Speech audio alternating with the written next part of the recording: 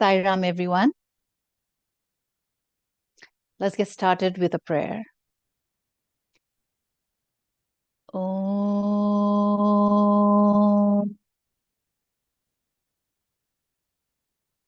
Om.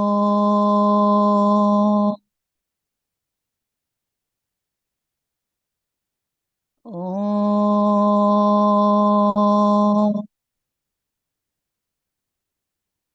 Dear Baba, please think through us, feel through us, speak through us, act through us, breathe through us, and love through us. And please guide us as we try to understand this chapter of Karma Yoga. Sairam, everyone. Welcome. Very happy New Year to all of you. Today is we're exploring Karma Yoga, and this is the 26th episode of the AWE series. Ritesh and I will be presenting this session under the mentorship of Dr. Suresh Govind. So welcome, brother. Sairam, brother. And so we'll try to understand what the difference between karma and karma yoga is. Simply put, karma is action. And so what is karma yoga then, right? When we try to transform our action so that we try to get closer to divinity, that is karma yoga in a very simple way. While karma is binding, karma yoga is liberating.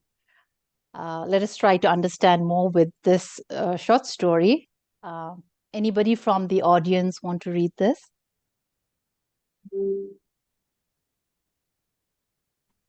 I can. Sure. Karma and Karma Yoga. The nature of karma. A man asked a wise yogi, how does karma work? When you do good deeds, do good things happen to me? The yogi smiled and said, it's like playing a game of fetch with the universe. You throw out an action stick and eventually the result stick comes back to you. The essence of Karma Yoga. The man further asked, how does Karma Yoga work? The yogi replied, the key to Karma Yoga is also to throw the stick. He grinned this time and added, you just don't stand around waiting for the universe to bring the stick back to you. Thank you, Sister Shanti. And to understand this more, I will request Ritesh and Brother Suresh to help us understand it with the help of an example. Of course. Thank you, Sister Advaita. So we just heard a story that summarizes the essence of karma yoga and the distinction with karma. But how does this really play out in our lives? Suresh Uncle, I think you were talking about a story that reminded you of this distinction. Would you like to share it with us? Sairam, by the infinite grace, love, and compassion of Bhagavan Baba, firstly, I would like to wish everyone a happy New Year. Okay. So, many years ago, when we were youth leaders and we were doing this, we were having this program, I think it's some program, some service program.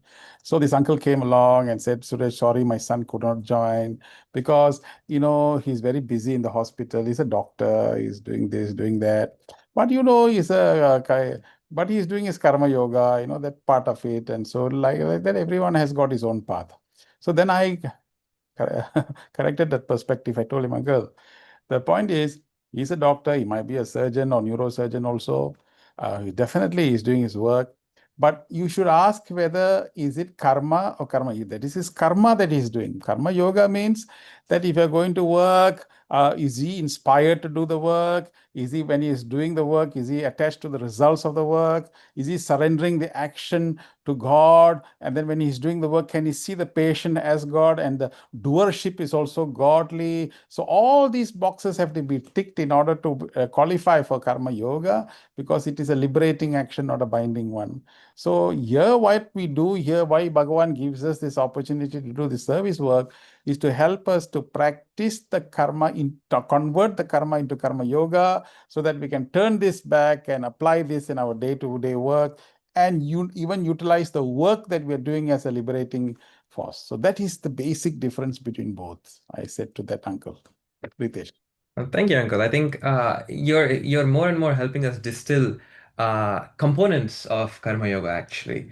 So if we were to really talk about it, if we were to analyze our own actions, our own lives, we can probably break down whatever it is we are doing with these different categories. What is the goal with which we are doing something? Is it meant for the greater good rather than just for my own self-interest or, self-interest of a small group around me? And something we can keep in mind there is Om. Is our objective noble and is our motive pure? Any action taken with that can be the foundation for Karma Yoga. Then that is our goal. It's a long way from being complete. We start acting towards this goal. How is our action? What is our experience during that action? Are we being mindful and are we bringing in a sense of sacredness to all the efforts? I remember, Uncle, one of the things that you were talking about was also talking about what is the role of a janitor who is sweeping the streets, and how can their work also be karma yoga? And do you want to share anything about that? Like, I know you had spoken to them about that too. So you see, the surgeon who is cutting the nerves in the, or helping the patient to cure in a hospital compared to the janitor or the sweeper who is cleaning up the drains, what difference does it? Both of them are work is work. Both of them are doing work. If they didn't sweep the drains, the house will be smelly. There will be diseases that will be manifested.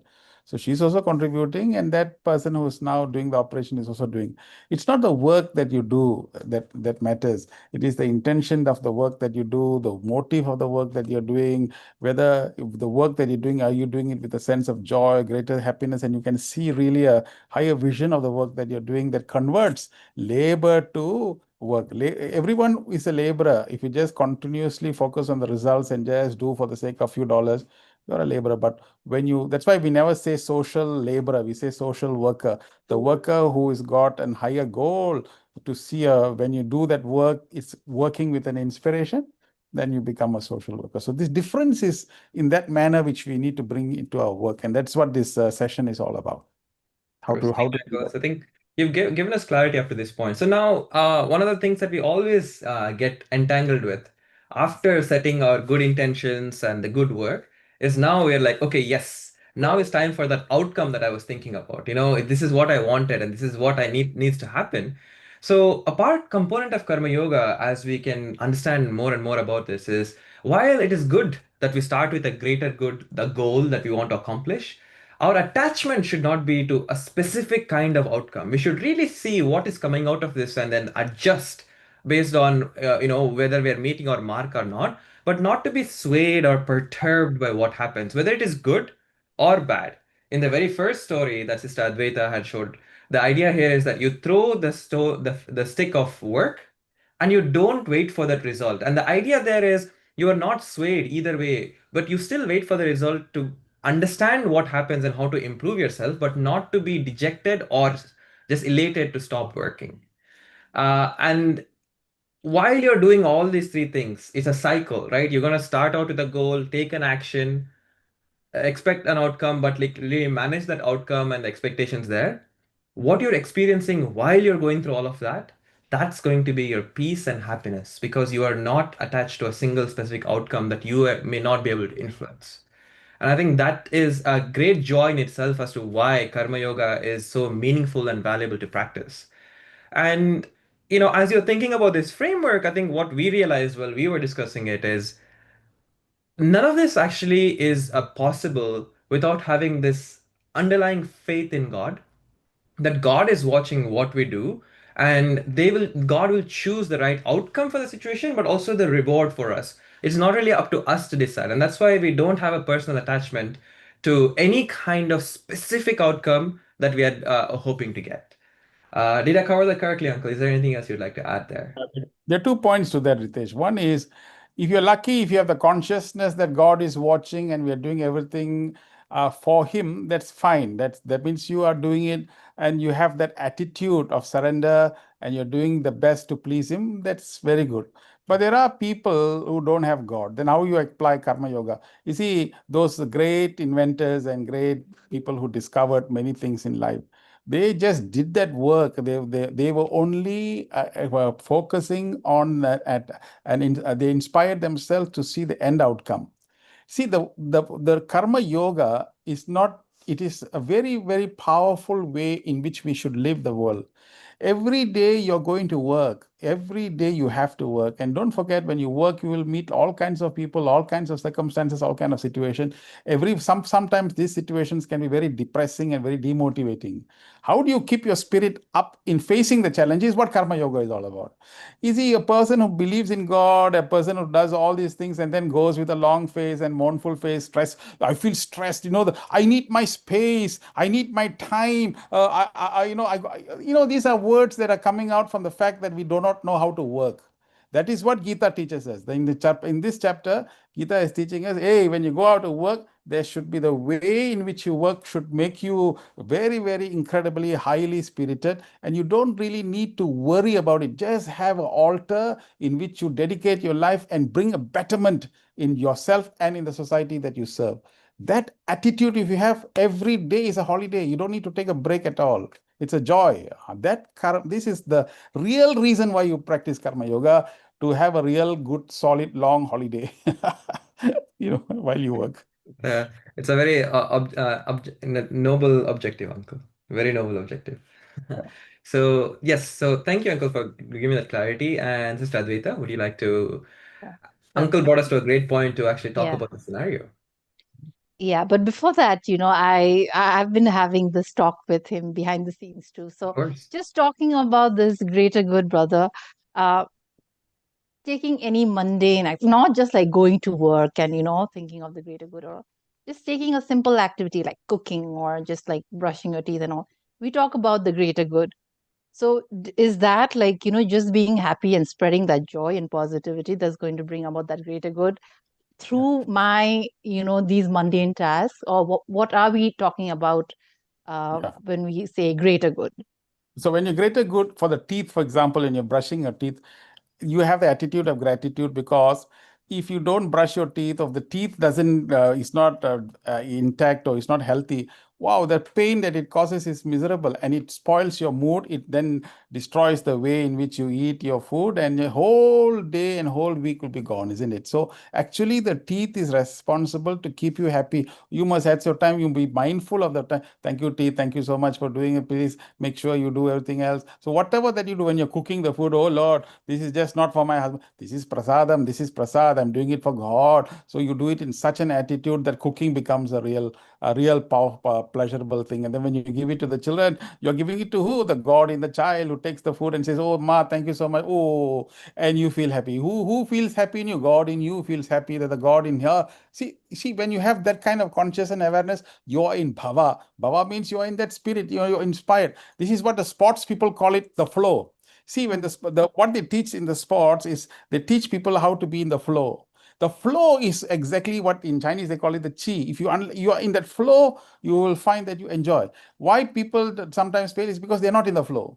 So once you're in the flow and you're in the thing, everything is a homogeneous, seamless, beautiful way of living in this world. Because anyhow, action is the signature of life. When you are alive, you have to sign. You have to have act. You have to act. So how to act in this world and achieve the success and achieve your mountain of achievement that you are destined to have is the whole journey of life. And while you do so, while you achieve your goal, you're also liberating yourself. Wow, it's double whammy.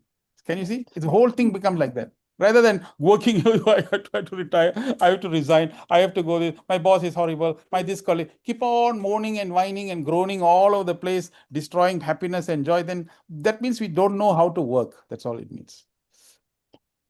Thank you. Thank you, brother.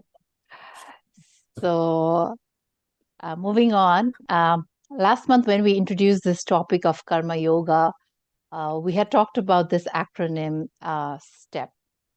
So what is that? Just to recap, S is for stand apart, T is for turn inwards, E is for empower yourself, and P is for perform with awareness. And how is this all related to karma yoga? We will try to understand with the help of a scenario. So we have two colleagues who joined an organization at the same time. They're very good friends. So this one of the friends gets promoted, and the other one feels sad, dejected, maybe even jealous. And so now, what is she to do? And how is she to go to that, walk the path of karma yoga, right? So let's start with the step. The first is S, stand apart. Like brother has many times given the example of the river, like, when a situation happens, we just get, swept by the tides of the river, and then we don't know what to do. It's like, we're in a helpless situation. So then what is to be done? We have to come to the river bank to analyze, just like, just sit with ourselves, right? So in this S, stand apart, it would just mean maybe acknowledge the emotions that I'm going through, right? So the next would be to turn inwards. So then that might be asking myself, why am I feeling this way? Why am I not happy for my friend?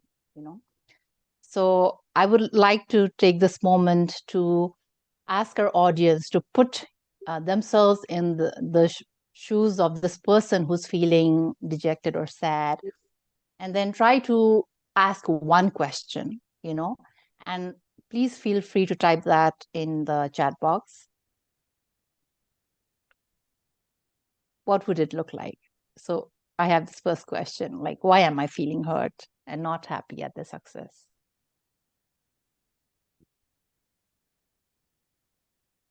Anyone? There could be a number of questions we can ask ourselves.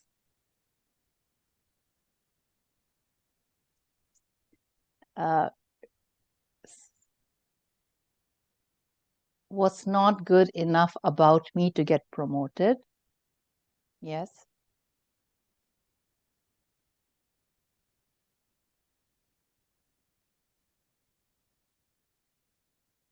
What am I lacking? Definitely. Why am I not happy for her?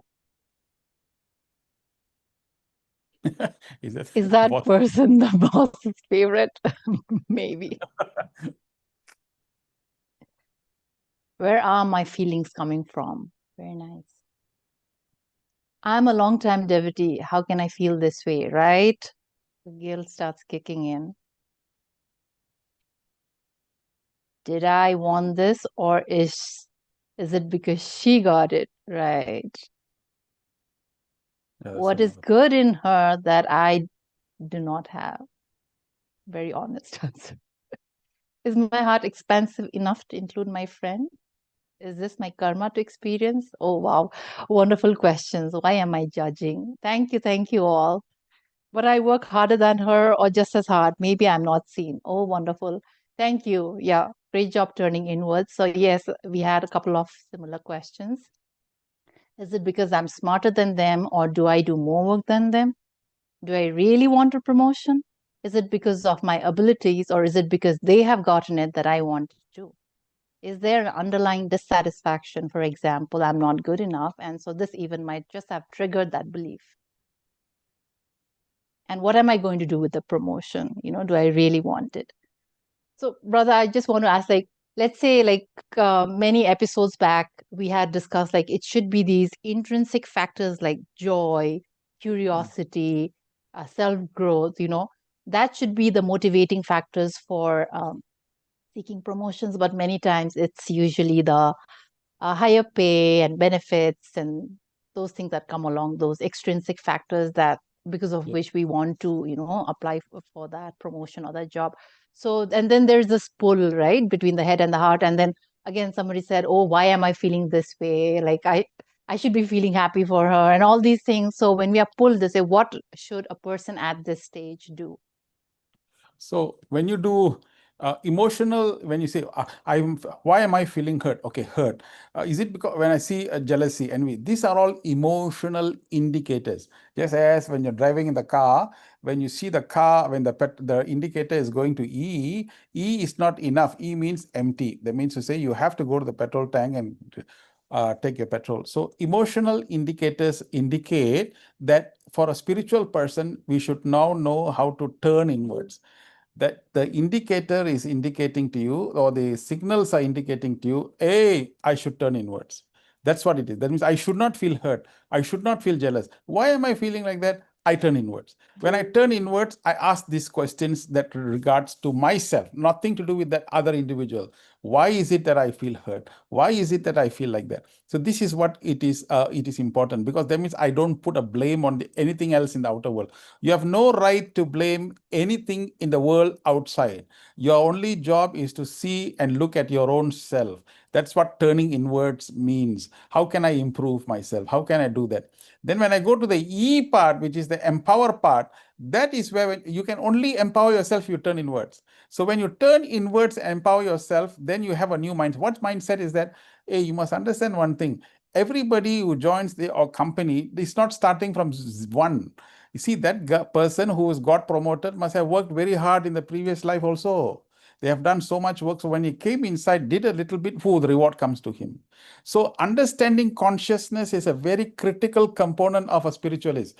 Everybody doesn't start from zero. Everyone starts from 10, sometimes 20, sometimes 50. There are different levels in which they come inside. So sometimes some people do a little bit of work, they get recognized. Some people have to do double or triple times the work. That's only when you get your recognition. It doesn't matter. Your own objective is to beat yourself, not beat the other individual and be the left person. So empowering yourself means having this powerful understanding, a powerful realization that the whole thing is about consciousness. It is not about individual. The individual soul is there, not the body, the soul. That soul has done so much of work. When the soul enters the body, that particular thing has, when he did that work, that becomes rewarded in this particular thing. Doesn't matter. Now I do my own work, and I will continue to work in a greater enthusiasm manner to get my rewards later on. That attitude must be there. Otherwise, you will get depressed, sad, and then blame Swami, blame here, blame there, and then run and do shopping, guru shopping. Of this guru did not give me, or the other guru will go. This is called guru shopping, where you try to get the best guru to give you the highest reward. That attitude should not be. So once you do the E part, where you empower yourself with that mindset, no problem. Now I can step into the world and do my performance. I can now perform and do the work in the right way. Having the attitude of the karma yoga, I will be able to achieve my results. That balancing part is very critical for a spiritualist. Thank you. Uncle, as you and the rest of the audience were giving those questions, I went back in my own life in a situation very similar to this actually, and I was like, oh, all these things came back to me. So I think based on what you've said and also personal experience, the turning inward part is the more difficult part of step at this point, because you have to ask yourself very difficult questions. And once you've found some of those answers, I think that's where you come into the empowering yourself, where you get both the wisdom of the larger conscious, but Yeah. also about your more next tactical steps. Like, how do I translate this into my practice? What do I need to do next, my next steps? And that's where, you figure out, okay, so that person had perhaps better communication skills, perhaps, better, work skills in some sense. Like, how can I bridge that gap? That's one side, but also understanding the true goal and knowing who you are is exactly as you said. So, sister, I think Uncle covered this well. So if you go to the next slide, this is where everything happens, Uncle. So practice and perform with awareness. Now we have a plan. So we've gone through the emotion, we've turned inward, we have now felt that we've empowered ourselves with the right wisdom. But as we are acting, there are many moments where we start questioning ourselves, right? In my own experience, I think the kind of questions that come to mind are, how do we know, right, that we should seek recognition? Like, how do I know that I am doing enough to be able to get that promotion if I'm not expecting that promotion or getting that promotion? Like, how do I keep the goal in mind but not be attached to it? That's a big part of performing the awareness. Would you like to talk about that? Yeah, that's why Baba said life is a game played. So life is a game. Game means you must have a goal. See, there's a difference between game and a play. Children play. Children doesn't do a game. Children play. When they play, they don't have a goal. When we do, we have a goal. We have a goal. So life is a game. Have a goal, but played. children play with the sense of detachment. So you need to have a goal. Like, for example, when you study, you must study with the intention of having 100%. There's no such thing as studying for the purpose of 50 or 60. You study, the way you study must be for the purposes of 100%. Imagine how you will do, what are the past year's exams that you must look at, how to go through, look at all the flaws, look at all the stuff, do everything and anything as if you will get your 100%.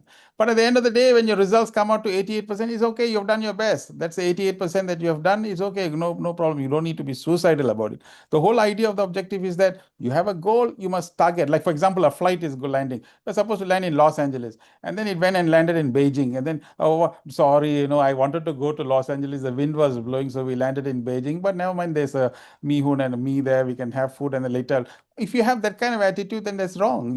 The flight must land in Los Angeles. The wind is blowing. The pilot must know how to navigate the wind, how to avoid the clouds, how to avoid and make us land in Los Angeles. Like that, we must have a target. We must have a goal. But to be aware of how the pitfalls are and to make sure you do your level best to reach there. But if it doesn't reach there, you reach a little bit, doesn't matter. It's okay. I did my best. Like what I do, like what I always say, we have staged 12 dramas in front of Swami, 12 dramas.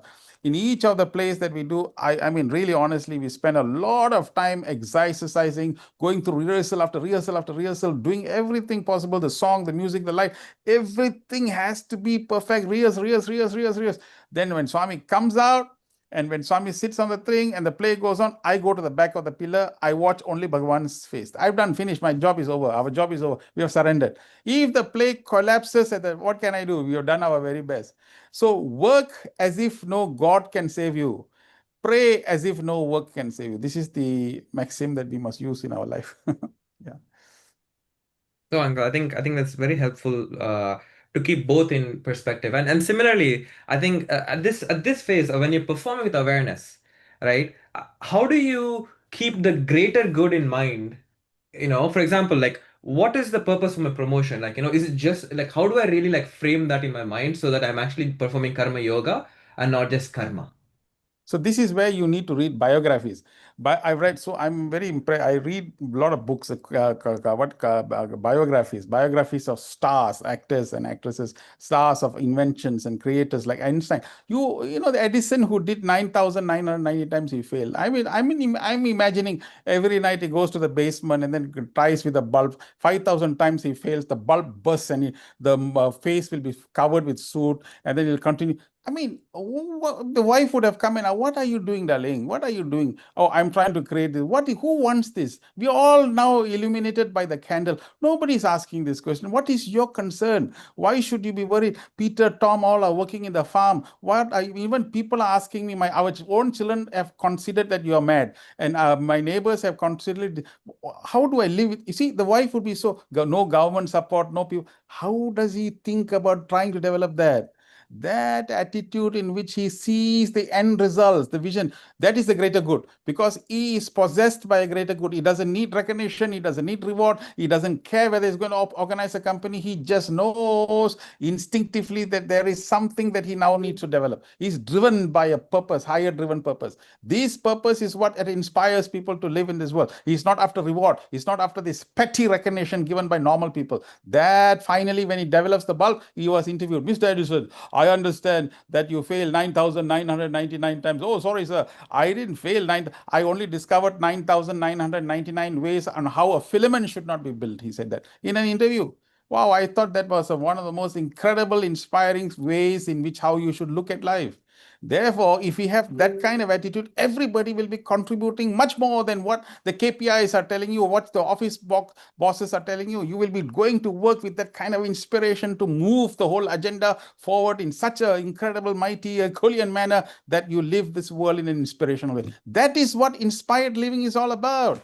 Not go to work and come back and earn that miserable dollars and few cents and buy some food and eat like that. Yeah. So when you go to see the patient, doctor, what did you do? I treated the patient. And then came back, what did you do? I finished. What is that? When you look at the patient number, why this number of patients are sick in this area? Where are they coming from? Why is it that I see? I go and check my internet. I go and check my PubMed. I see the research. I want to find out. Go and collaborate with my university people. Do the research. Implement certain things. Improve the life of quality. I have moved moved beyond my duty. Love without duty is divinity. Love with duty is only dharma. That is what Swami said. Why should you just confine our work only in a dharmic circle? Why cannot we be divine? Love without duty extended. That extension in which you are doing is only coming from consciousness, which is part and parcel of what Karma Yoga teaches. That is what with awareness means. That is what with awareness means. Oh, thank you, Uncle. I think that brought a lot more clarity than the limited scope that I was thinking about, at least. It certainly did. Thank you. Sister Advaita, next slide. So I think here, one of the verses that we wanted to, I think, look at is this from Bhagavad Gita. Can I ask someone to please read this? Anyone in the audience?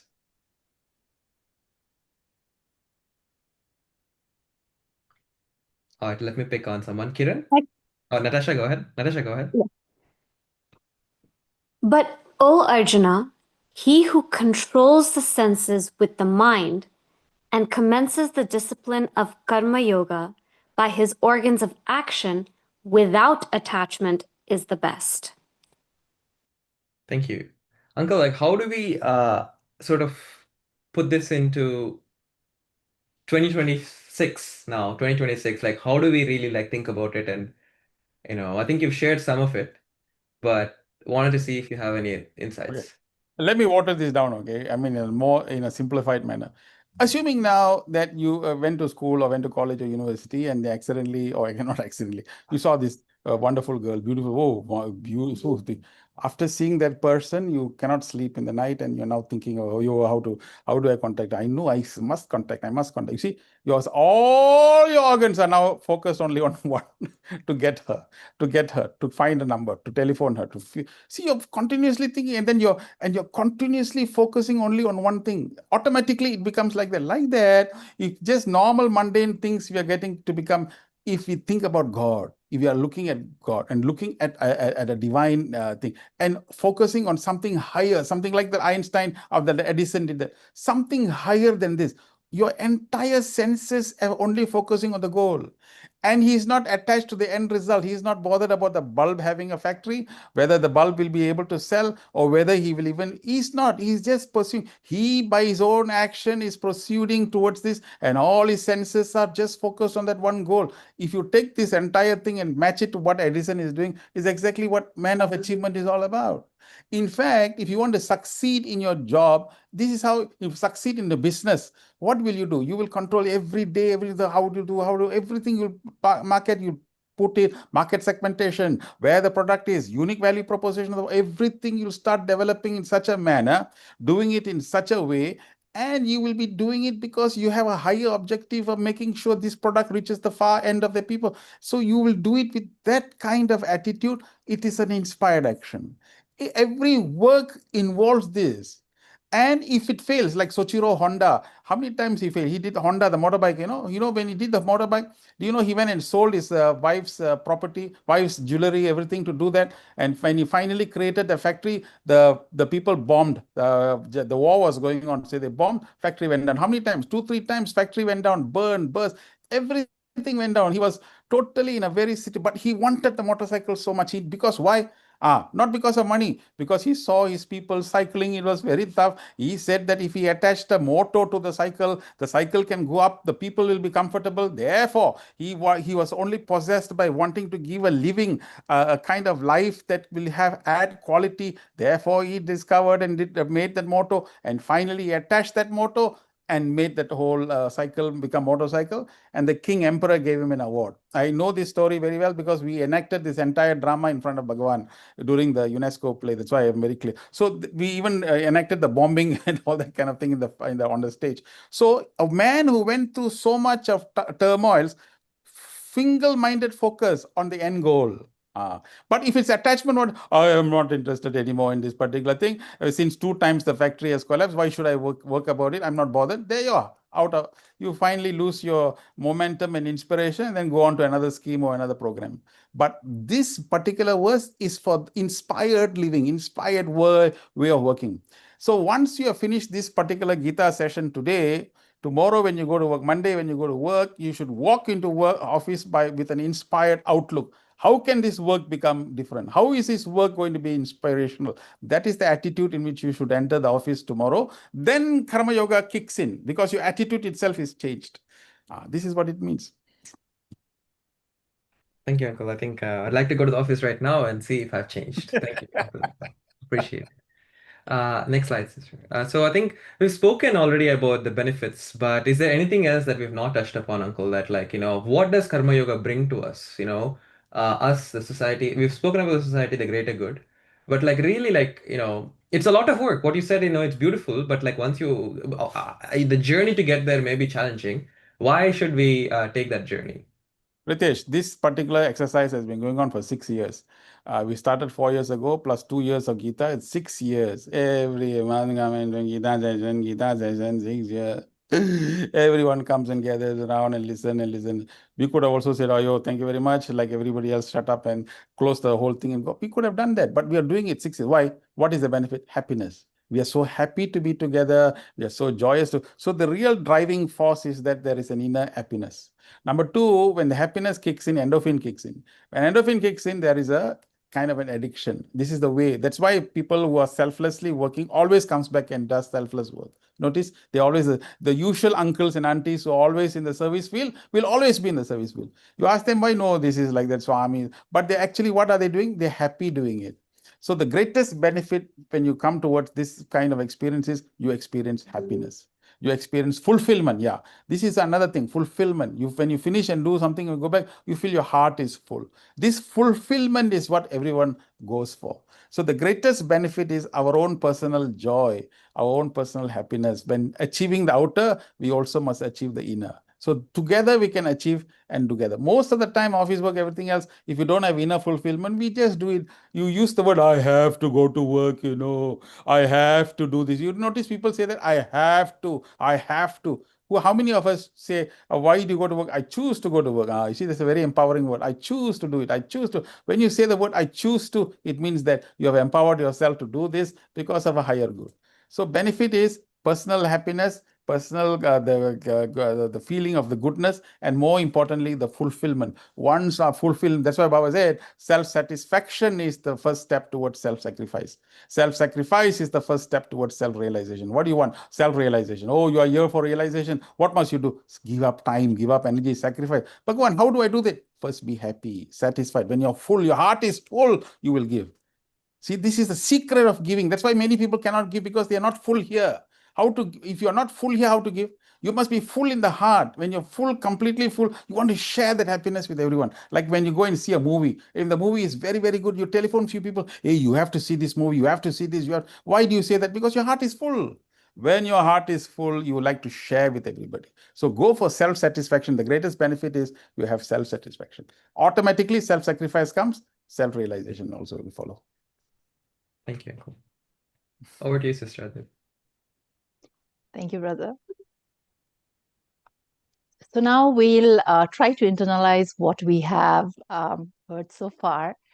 So we'll go into these breakout rooms and try to analyze if we are actually performing karma or karma yoga.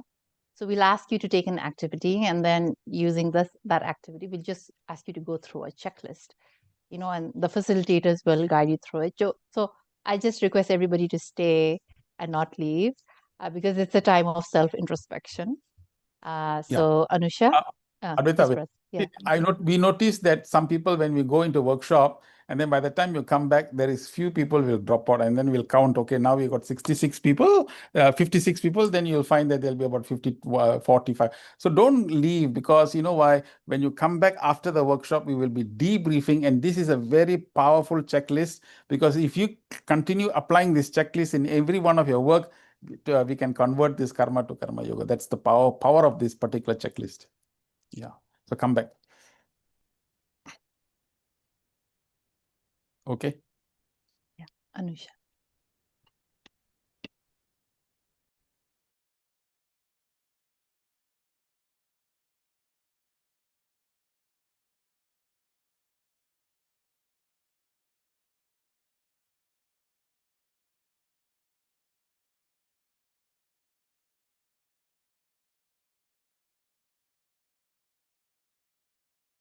here. I'm back. Is everyone back? Shall we go Yeah. ahead? Yes. All right. Assalamu everyone. Hope you all had a moment to apply the practical tips and the framework that we've learned earlier. So right now, what we're going to do is we are going to go group by group to ask each group to sort of share a summary and then have any questions. We will address those questions. So shall we start with group one? Sister Anusha, who was in group one? Sister Advaita's room? Okay. So Yeah. Nata. I'll be the summarizer. I Yeah. think some beautiful like pearls of wisdom. One is the constant troubles make us grow and become better. So that was a constant theme in our room. And then some other beautiful pearls where if we make Swami a constant companion, then this whole journey of karma yoga just happens so smoothly. It's like it becomes second nature. You don't have to really think about it. And then just to kind of give an idea, we noticed that most of, again, this is not everyone, but a majority of the folks said that they feel grateful for the opportunity and feel inspired. However, when it comes to the dejection and I'm forgetting, I don't have the but I think it was point number 4, if I'm not mistaken. They kind of go hand in hand. So you want that recognition because, if you wouldn't feel dejected if you didn't want that recognition. So that was something that was a wonderful theme that we recognized as we were going through these questions. And this is where sometimes we realized that if we said we do feel dejected, then we also do seek that recognition. So just a brief summary of what happened in the room. Sairam. Okay. So the point is recognition. See, when we start doing things for wanting of recognition is never enough. You want this recognition, then the recognition will want, you want this few more people. It is a never ending story. And then when you get into that, from selflessness, you're moving into selfishness. And then you start to have higher and higher demand for recognition. Once you don't get it, you will get dejection. That's why these two goes together. I did all this work and he didn't even acknowledge me, then you get rejected. You make your food and then husband eats everything but doesn't even say it's nice. But he goes to visitor's house, oh, such a nice curry. You feel, my curry I've been serving for 40 years, you never said anything. After that lady made something, and then you bring home, then in the car you'll have a big argument inside the car. Yeah, I know, you didn't ever even say anything. So therefore, when we do something in our life and we want something, it will always be dejected. So the secret of life is that don't do for that. Just do whatever. For example, as I was mentioning that day, if I'm taken out of my position, well, I'm not in the Prashanti Council, will I still come here? I'll still come here and do it with even more inspiration. So the position is not influencing my action in this world outside. So that should never come into the play. Even I still go back to my university and still contribute whatever I can, though I don't hold any position because I'm not bothered. It's advice that you give. So things that you do without just doing, it's just free flow. You see, the karmic merit is that love without duty is divinity. Once I do anything without expectation and I do it, the grace factor is high. I'm accumulating so much. So why should I worry about anybody else's recognition? The real thing is that Bhagavan, you are seeing me or not. That's all I'm interested in. That's all. So once you know, then you acknowledge inside that Swami is there. The rest of it is Swami here means divine. Whichever God form that you're worshipping in, that God form is with you. That only is your primary concern. Otherwise, you wouldn't be bothered with anything else, and you'll never be dejected in your life.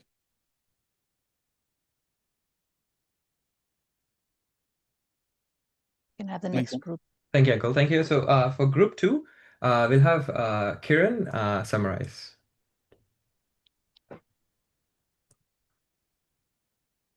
Oh, you're muted, Kiran. Sorry, everyone.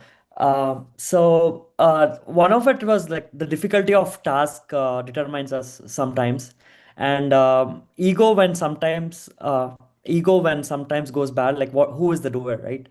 And time it takes time to process, and then like especially the mundane task, like we get rejected when the outcome is different, and also. Uh, we also talked about dedicating the task to God, And sometimes the answer to all of the questions is yes. Sometimes there is no, right? Like when things are difficult, more than one question, one thing comes up in the way.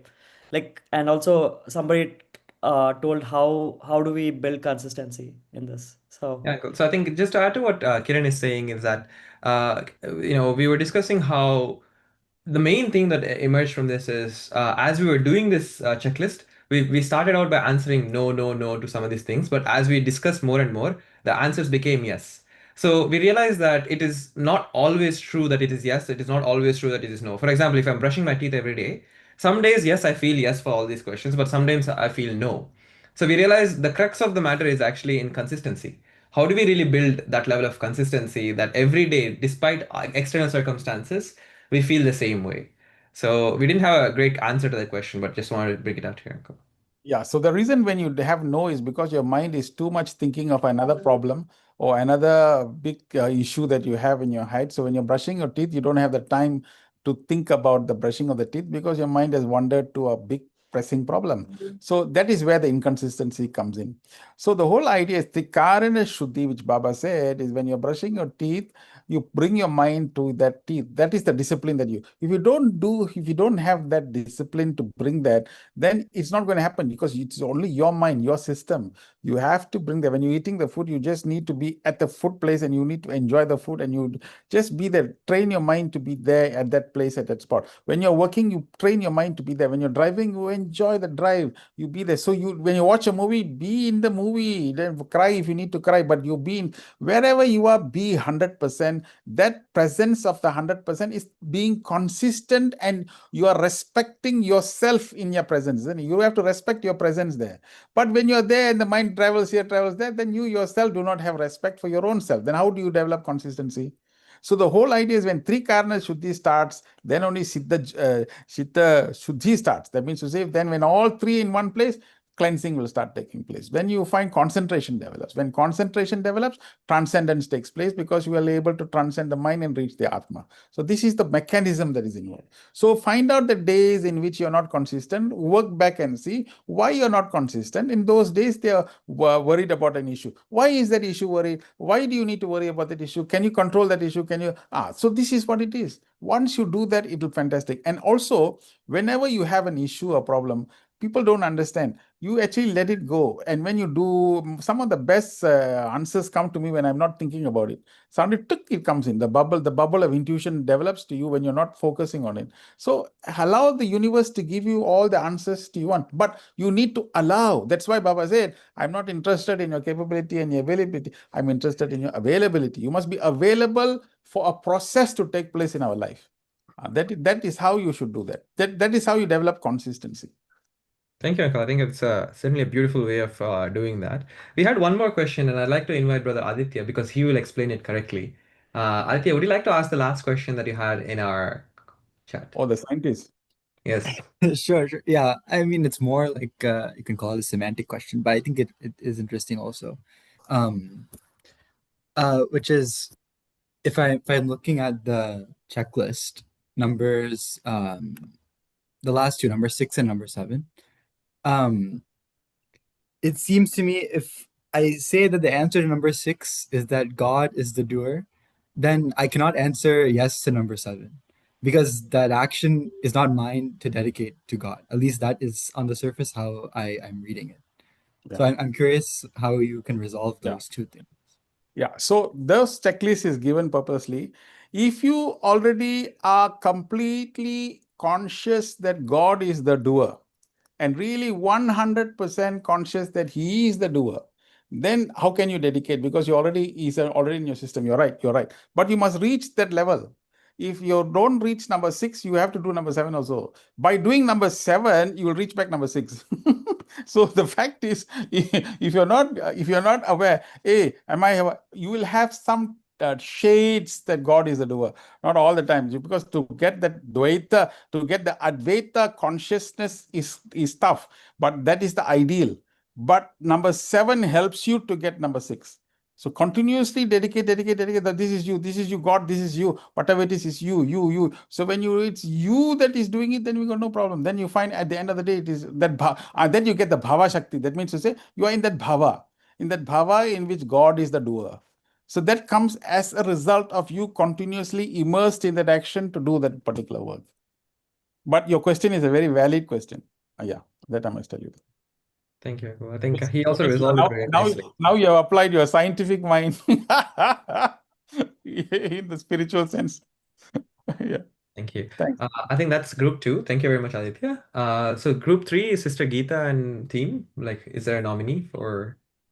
We were so engrossed in question and answer with Suresh Uncle that we never got to truly nominate anybody, but I am gonna open the floor to anybody of our group members, Roma, Jaisai, Ramesh Uncle, Roshan, or even Kumar to sort of talk about it. But I think it was a pretty robust conversation that we had in which we really spoke about a lot of different things. And one thought that I had, which I thought was very interesting, Uncle answered it, was a question of like, what if some of your answers are a soft yes? And Uncle is very clear that a soft yes equals a no. So, which I thought was a very clever way of saying that really you're not truly saying yes. If it's some days that you're a yes and some days you're a no, then really it's just a no, most likely, until you get to a point of, with conviction. And I think Uncle kind of went into what that conviction part happens, or how that process happens through a dedicated approach. And maybe Suresh Uncle, for the benefit of everyone present, you may want to go into that as well. That group, some of them said, a few of them said soft yes. It's not a total yes, it's a soft yes. So I clearly said that if it's a soft yes, it's a no. So that's what it is. So basically, a soft yes is where the mind is deluding you to say yes. So whenever the mind is in power, it helps you to be very elusive.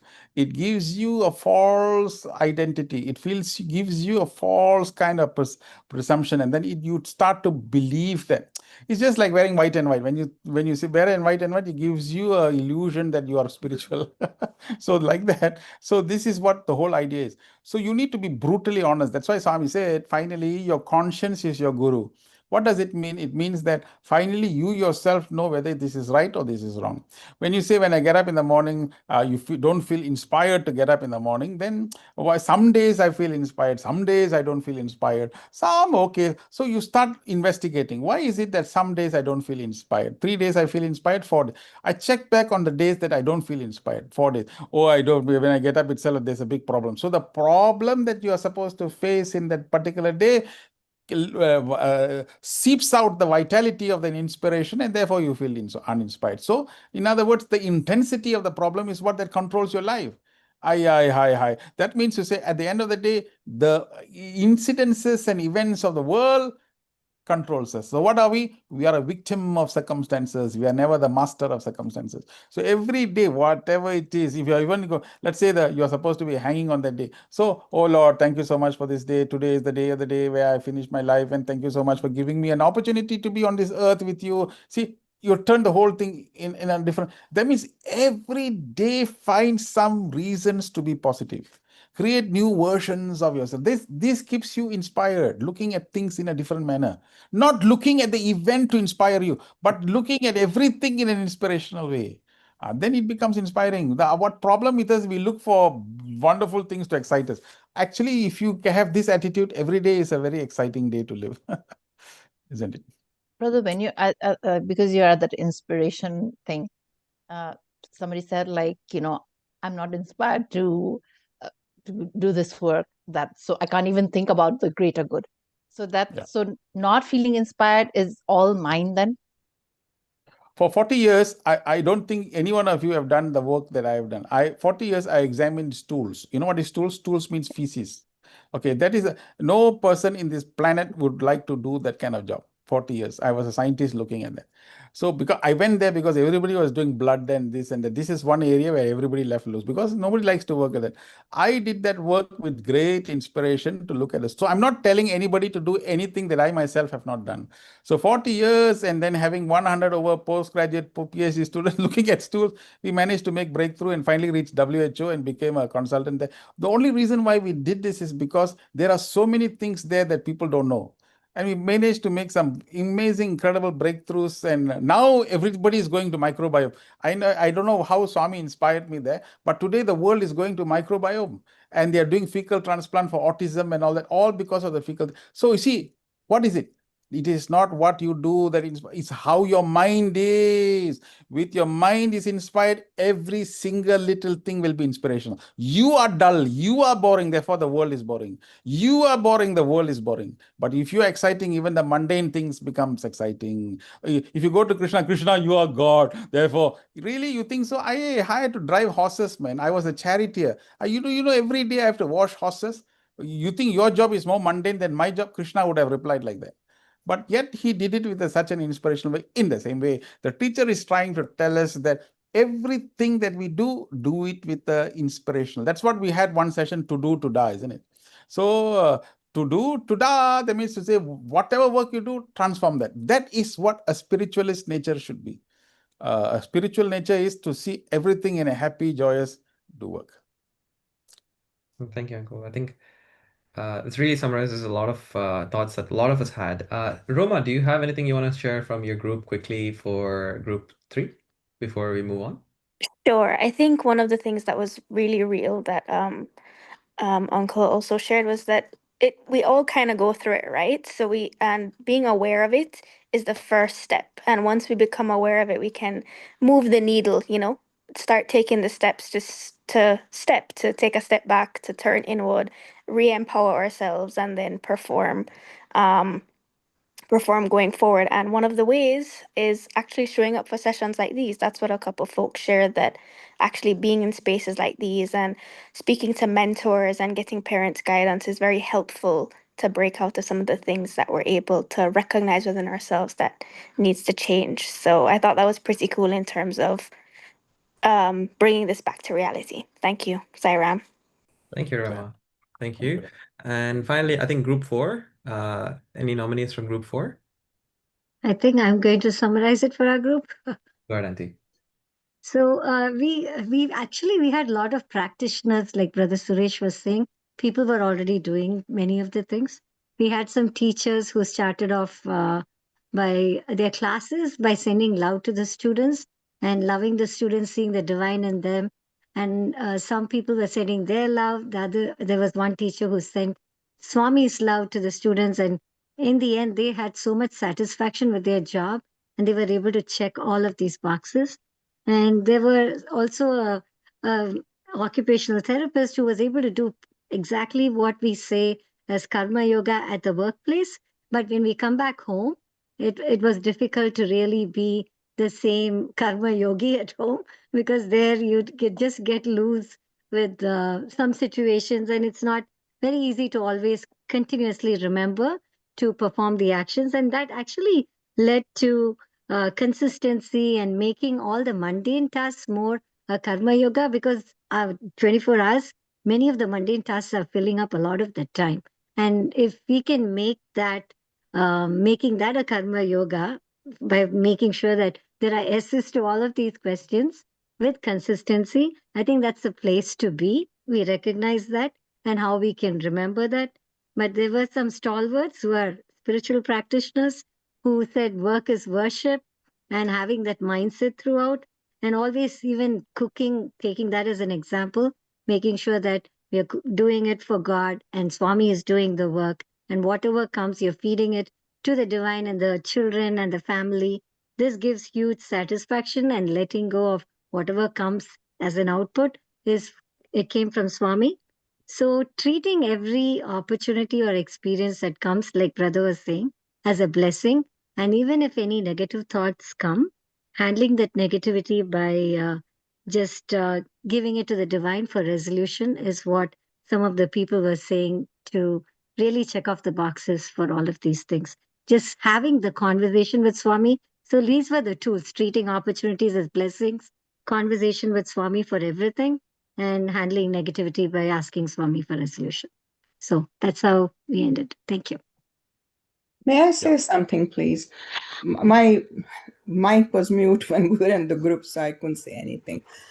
I didn't get to see Swami till I was in my 30s as a grown-up.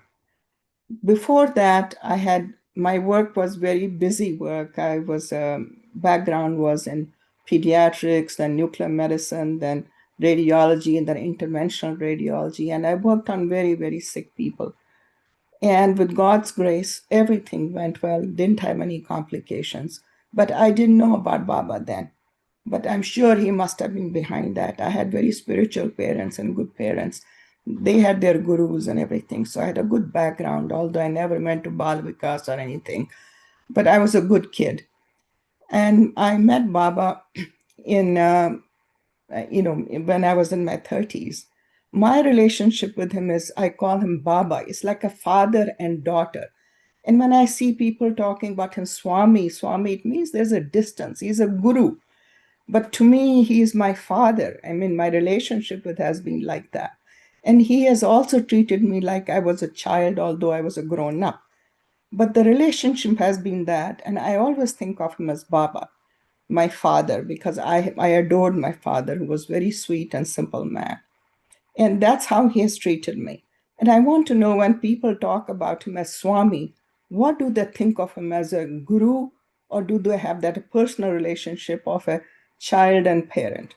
Because that's how I feel, although I'm a senior citizen, but that's how I feel. I think of him that way. So maybe if you have anything to say, Suresh, I would be glad. It's not because the relationship between the devotee and his teacher is dependent upon different. Like for Krishna Arjuna, they are like friends. Like in your case, it's like father. Some different people have got different relationships. Right. Some for them, some I heard like they treat Swami like really like their mother. Really like Amma like that. You can see sometimes Arvind speaks like that when he speaks like that. Satyajit, 13 years he's with Swami. For him, is like totally. You see, you'll be mesmerized by his. So everyone has got his own relationship and his own way, and we can't. That is developed by their own bhavala, how you treat like that. So we can't actually have a standard formula for that. But nevertheless, it's how the relationship. That's why Swami said, "Come experiment me, experience me. If your experience is of that, whatever that a relationship is, finally it comes to the third part. What is that? Accept." So you have to finally, it's the acceptance of what he's saying, because ultimately in our world, our soul, this river must reach back to the ocean. That's all. With whatever relationship that we're having, as long as this river goes back to the ocean, then fine, no issue. And the other thing is, all these questions, if I had to think about all these, I would go crazy. I would just go with flow. I just go with flow. I don't think about each and everything. Is this good? Is that bad? Is he covering? This seems like so much nonsense and wasting time and anxiety. I just go with the flow and trust whatever is being done is done with God's grace at this stage in my life. Even before that, go with the flow instead of questioning each and everything. 7 questions here. It just seems strange to me. That's not the way to go in life. Constantly questioning.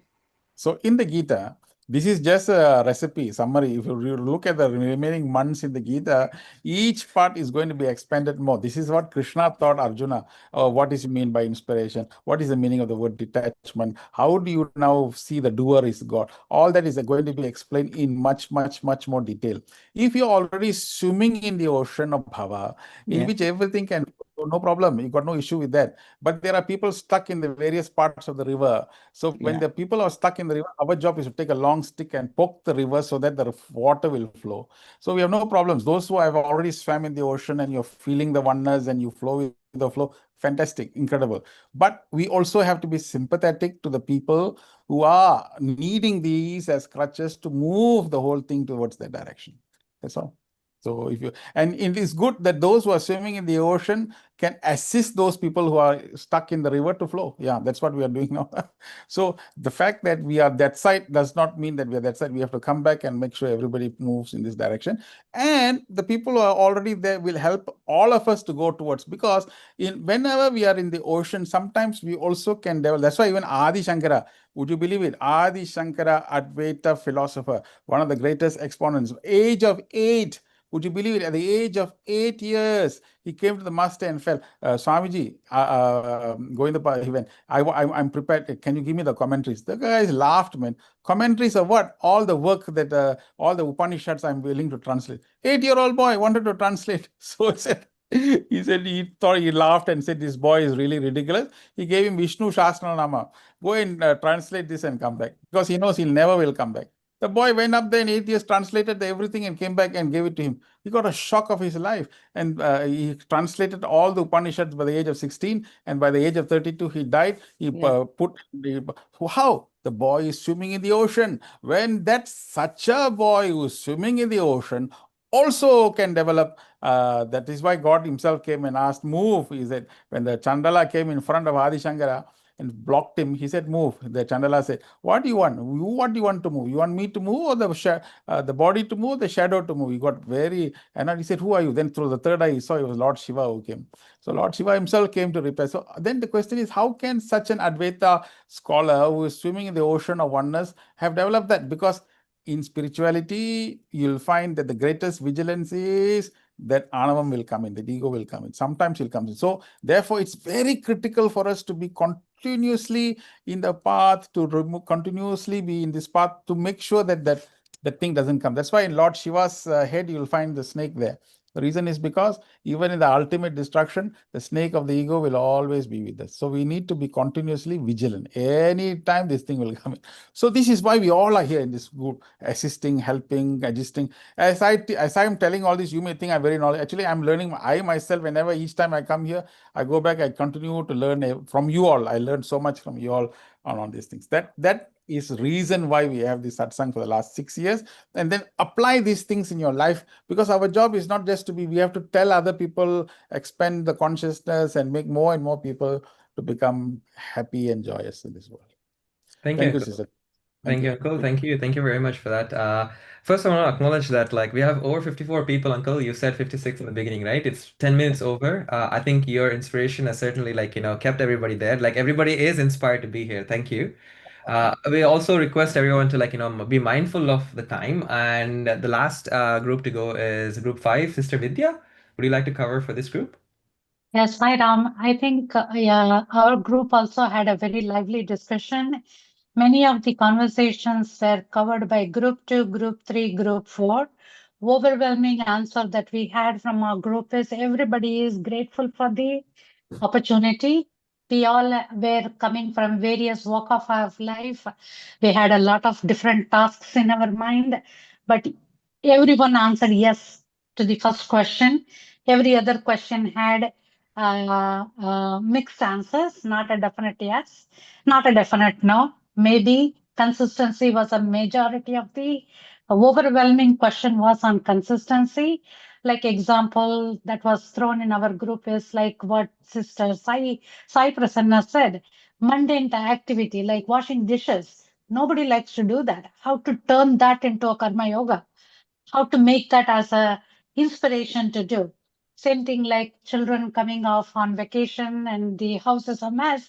Cleaning the house is not a karma yoga. How to turn that into a karma yoga consistency. Brother Suresh covered how to make that consistency. And one of the overwhelming thought that our group had was the question around the third question, do I feel dejected? Yes. When it is turns negatively, we tend to be, many of us were women in the group. We were very critical. When it is negative result, we are critical of our action. We tend to go critical. That is when we concluded that whether it is critical, whether it is negative outcome, positive outcome, if the answer to the question, who do I think as the doer? If I think God is the doer, then there is no question of dejection, correct? So we concluded that we need to, as the discussion went on, the critical nature of our self-criticism, we tend to be very critical about ourselves. We need to remind ourselves that whether it is positive or negative, dedicated to God or consider God is the doer. Brother Suresh covered it very beautifully. Group 2 or group 3 had the question about the question number 5 and 6. Who do I think is the doer? If that answer is God, the 7th question should be no, I am not dedicating to God. So I think that answers our question. We concluded that in that fashion. So overwhelming, great discussion from our group. Anybody else from group 5 wants to cover anything that I have missed? No, I think we are good. Thank you, Vidya. That was perfect. Thank you, Sairam. Great. Thank you, everyone. Ritesh, should I? Please go ahead. Okay. All right. That was wonderful. I know we're out of time, but we do have a homework for you. You just keep performing the same. You run through the checklist for any action, and then see what needs to change, what the gaps are, and then we try to fill in those gaps. So we hope that you will do this homework. And just to conclude. One last thing, Sure. I was inspired by Dr. Suresh when he was talking about something. One additional thing to the homework is please consider reading biographies of great people around the world. Swami has also said this. It's a great way to understand a different perspective and a mentality on how to do things from around the world. People from different backgrounds and origins. How do they all come to the same thing? Because it is the truth, and that is the way that works. So please read biographies, and I think that will be inspiring for all of us to learn from as well. Thank you. Especially people who are so much trouble. When you read biographies, so many people are so troubled. And when you read those lines, I don't know how I would have responded in those circumstances. My goodness, and yet how do they come out of it? Oh, I tell you, it's so inspiring.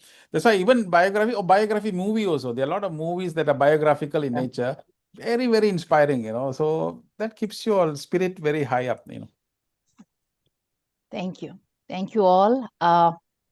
Geeta, would you like to read out a poem as we conclude this session? Sure, it would be my honor. So this was a poem that we came across in a timely manner by Portia Nelson, who's a poet in the 1970s. And she basically was tasked to put her biography in 5 note cards. So she came up with 5 chapters as she described it, and we'll walk you through it. And we want you to consider adding the 6th chapter. That was the call that we had during your invite to this session. So we will read it out to you. There's a hole in my sidewalk. So chapter 1, I walk down the street. There's a deep hole in the sidewalk. I fall in. I'm lost. I'm helpless. It isn't my fault. And it takes forever to find a way out. Chapter 2, I walk down the same street. There is a deep hole in the sidewalk. I pretend I don't see it. I fall in again. I can't believe I'm in the same place.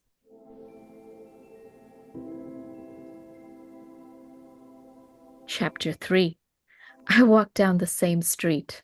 There is a deep hole in the sidewalk. I see it's there. I still fall in. It's become a habit. My eyes are open. I know where I am. It is my fault. I get out immediately.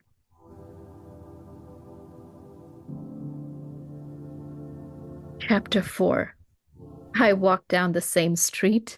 There is a deep hole in the sidewalk, but I walk around it.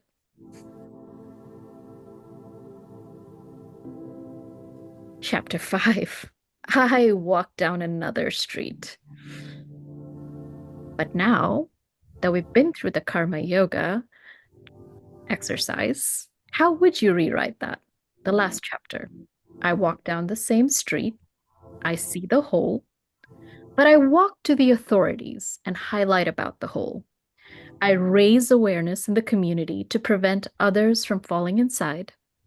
I urge resident associations near the hole to follow up. I wait for reaction from the authorities. I then walk on the same street where the hole now is sealed up, and I congratulate the authorities for their help. Chapter 7. I now continue walking on to the next street, and here's a hole in this street too. So with those wise words from our facilitators, we wish you a wonderful journey exploring Karma Yoga in its many, many forms. So back to you guys. Thank you, Geeta. Thank you, Brother Suresh. Thank you to all the participants. And my co-facilitator Ritesh. We'll see you all next month, same time. It's February the 1st. So thank you all for your participation, and Jai Sai Ram. We'll conclude with 3 ohms. Thank you, Jai Sai Ram. Om